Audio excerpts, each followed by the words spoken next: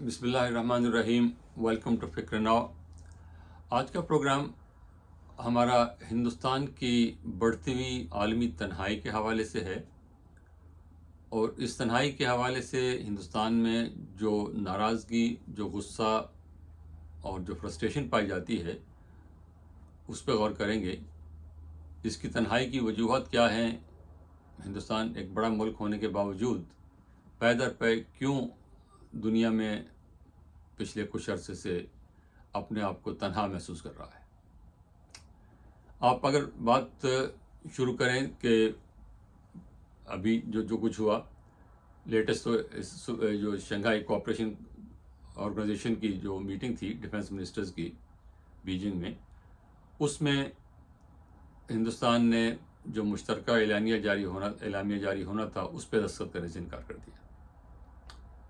اور وجہ انہوں نے یہ بتائی کہ جی اس میں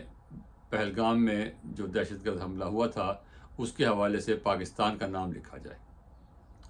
اور براہ راست پاکستان کو الزام دیا جائے۔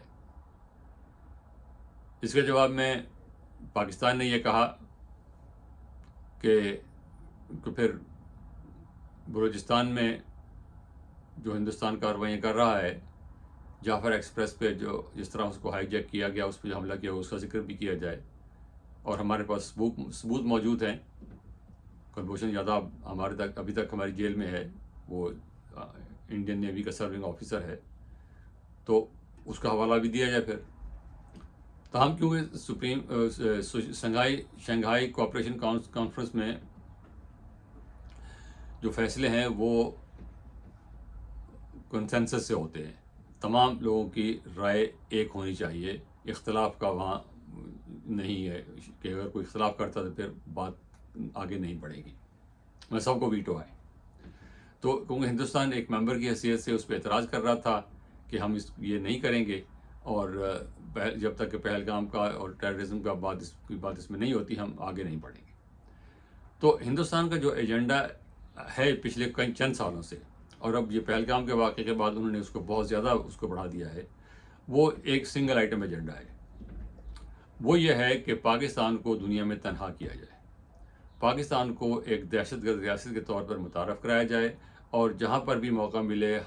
وہاں پر یہ اصرار کیا جائے کہ پاکستان ایک دہشت گرد تنظیم ہے، ایک دہشت گرد ملک ہے اور دہشت گرد تنظیموں کی سرپرستی کرتا ہے،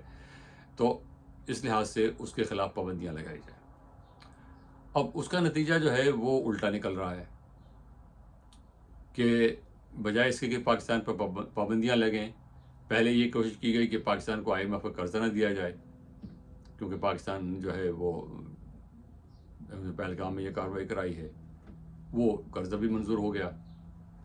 اس کے بعد انہوں نے اس بات پہ بہت ناراضگی کا اظہار کیا کہ پاکستان کے chief of army staff Asim Munir کو نہ صرف یہاں بلایا گیا بلکہ بہت اچھا پروٹوکول دیا گیا، اور وائٹ ہاؤس میں صدر نے ان کو لنچ دیا، جو کہ بہت ہی غیر معمولی بات ہے۔ اب اسی موقع پر پرائم منسٹر مودی کینیڈا میں موجود تھے، اور وہاں سے ان کو فون کیا کہ آپ آئیں، شامل ہوں ہمارے ساتھ میٹنگ کے لیے، لیکن کیونکہ جنرل عاصم منیر موجود تھے تو اس وقت وہ آنا نہیں چاہتے تھے، تو وہ نہیں آئے۔ تو امریکہ کے ساتھ بھی جس کے ساتھ اتنے اچھے تعلقات ان کے ہیں، اور تو وہ ان کے ساتھ بھی تھوڑا کھچاؤ انہوں نے پیدا کر لیا ہے، کیونکہ پریزیڈنٹ ٹرمپ نے جنگ بندی کا جو کریڈٹ ہے وہ لیا، اور جنگ بندی انہوں نے کرائی کہ ابھی جنگ بند کی جائے، اور وہ اعلان بھی انہوں نے کیا۔ تو ڈومیسٹیکلی جو ہے ان لوگ کو یہ پریشر پڑ رہا ہے پرائم منسٹر مودی پر کہ آپ نے ٹرمپ کے کہنے پر کسی تیسرے کے کہنے پر جنگ بندی کیوں کی، اور دوسرا پریزیڈنٹ ٹرمپ نے یہ بھی کہا کہ میں کشمیر کا مسئلہ حل کرا دوں گا۔ یہ بھی ہندوستان کی جو پالیسی ہے، جو اس کا کلیم ہے، اس کے خلاف جاتا ہے، اور پریزیڈنٹ ٹرمپ جو ہیں یہ بات کچھ 15 دفعہ یہ بات کہہ چکے ہیں تب سے کہ کشمیر کا مسئلہ حل طلب ہے، اس کو حل کرانے کے لیے میں اپنی خدمات پیش کرتا ہوں۔ لیکن ہندوستان کو اس پہ اعتراض ہے کہ ایسا نہیں ہونا چاہیے، صرف یہ اول تو کوئی مسئلہ ہی نہیں ہے، ہندوستان والے کہتے ہیں اگر کوئی ہے بھی تو ہم آپس میں بیٹھ کے طے کر لیں گے پاکستان کے ساتھ. اور اس کے بعد جب جنگ ہوئی ہے تو جنگ میں بھی آپ نے دیکھا کہ ہندوستان کو ایسی ہزیمت اٹھانی پڑی کہ وہ اس کو آج تک جو ہے وہ اس کو قبول کرنے کو تیار نہیں ہے. پہلے ان کے ایئر مارشل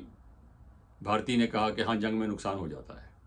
یہ پہلی دفعہ انہوں نے تسلیم کرنا انڈائریکٹلی تسلیم کیا کہ ہو جاتا ہے نقصان. اس کے بعد انیل چوہان ان کے جو جنرل ہیں ڈیفنس جنرل، انہوں نے تسلیم کیا بلومبرگ کو انٹرویو دیتے ہوئے کہ کچھ جہاز گرے ہیں، لیکن یہ یہاں امپورٹنٹ نہیں ہے کتنے جہاز گرے ہیں. اصل چیز یہ ہے کہ ہم نے جہاز گرنے کے بعد اپنے آپ کو ری گروپ کیا اور کیسے پاکستان پر پھر 10 تاریخ کو ہم نے برہموس سے حملے کیے ہیں اور کیسے پاکستان کو نقصان کیا ہے. اس کے بعد جو 10 جون کو جکارتا میں ایک کانفرنس ہوئی جہاں پر کہ انہوں نے پاکستان اور ہندوستان کے میں ہونے والی مختصر جنگ کا جائزہ لیا. ایک پروفیشنل انالیسس تھا. تو اس میں ہندوستان کے جو وہاں ڈیفنس اٹیچی ہیں شیو کمار، انہوں نے کہا کہ ہمارے کچھ جہاز ضائع ہوئے ہیں، کیونکہ انہوں نے جواب دے رہے تھے پہلے. اس سے پہلے انڈونیشیا کے جو ایکسپرٹ تھے ڈیفنس ایکسپرٹ، انہوں نے کہا کہ ہندوستان کے بہت زیادہ جہاز جو ہیں پاکستان نے گرائے ہیں. تو انہوں نے اس کے جواب میں یہ کہا کہ نہیں، بہت زیادہ جہاز نہیں گرائے بلکہ کچھ جہاز گرائے ہیں. نمبر انہوں نے پھر بھی نہیں دیے کیونکہ پاکستان 6 جہاز کہہ رہا ہے گرانے کو، جو گرائی جائے. اور اس کی وجہ انہوں نے یہ بتائی کہ ہم پر پاکستان ہماری فوج پر سیاسی طور پر کچھ ریسٹرکشنز تھیں، کچھ پابندیاں تھیں، اس لیے ہم کھل کر جو ہے وہ اپنا اسلحہ، اپنا طریقے ٹیکٹکس استعمال نہیں کر سکے. تو اس سے ایک بات یہ نظر آتی ہے کہ وہاں پر ہندوستان میں پہلی دفعہ فوج اور سیاسی جو حکومت ہے اس کے درمیان اختلافات ہیں اور وہ اب کھل کے سامنے آ رہے ہیں. فوج کو یہ شکایت ہے کہ ہمیں آپ نے پروفیشنل معاملات میں مداخلت کی ہے اور اس کی وجہ سے جو ہے ہمارا یہ نقصان ہوا ہے. یہ بات ان کا مسئلہ ہے. اس کے بعد آپ ہیگ میں جو پرماننٹ کورٹ آف آربیٹریشن ہے، اس نے پانی کے مسئلے پر ہندوستان کے خلاف فیصلہ دیا ہے اور یہ کہا کہ ہندوستان نے جو اس معاہدے کو معطل کیا ہے، ہندوستان کے پاس اس کا اختیار نہیں ہے، کیونکہ یہ معاہدہ جو ہے وہ پاکستان اور ہندوستان کے بیچ نہیں ہے، اس میں ورلڈ بینک بھی شامل ہے. اور ورلڈ بینک کو ہی پاکستان نے درخواست کی تھی، 9 سال پہلے کی بات ہے جب ورلڈ بینک کو پاکستان نے درخواست کی تھی کہ آپ اس پہ جو ہے وہ ثالثی عدالت قائم کریں. اور ہندوستان کا اصرار تھا کہ ثالثی عدالت قائم نہیں کریں گے بلکہ ایک ماہر کو، ایک غیر جانبدار ماہر کا مقرر کریں تاکہ وہ جو ڈیم بنا رہے ہیں وہاں جہلم پر اور چناب پر، اس کے بارے میں اپنی ایکسپرٹ رائے دے سکیں. تو ورلڈ بینک نے یہ کیا کہ انہوں نے جو ایک ماہر تھا، غیر جانبدار ماہر، اس کو بھی تعینات کر دیا اور عدالت کا قیام بھی کر دیا. عدالت نے فیصلہ یہ دیا کہ ہندوستان جو ہے وہ اس معاہدے کو یک طرفہ طور پر معطل نہیں کر سکتا. ہندوستان نے اس سے پہلے یہ بھی کہا کہ عدالت جو ہے اس کی ہم حیثیت کو نہیں مانتے کیونکہ اس کی ضرورت ہی نہیں ہے، اور ہم نے ایک ساورن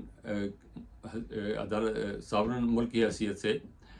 اور ہم پہ کیونکہ پاکستان نے دہشت گرد حملے کیے ہیں، اس کی وجہ سے ہم نے اپنے طور پر اس کو معطل کر دیا ہے اور عدالت میں ہم پیش نہیں ہوں گے، اور عدالت کی جو کارروائی ہے وہ غیر قانونی ہے. تو عدالت نے یہ قرار دیا کہ ہندوستان کی طرف سے ان اعتراضات کا کوئی جواز نہیں ہے، اور اگر انہوں نے معطل کر بھی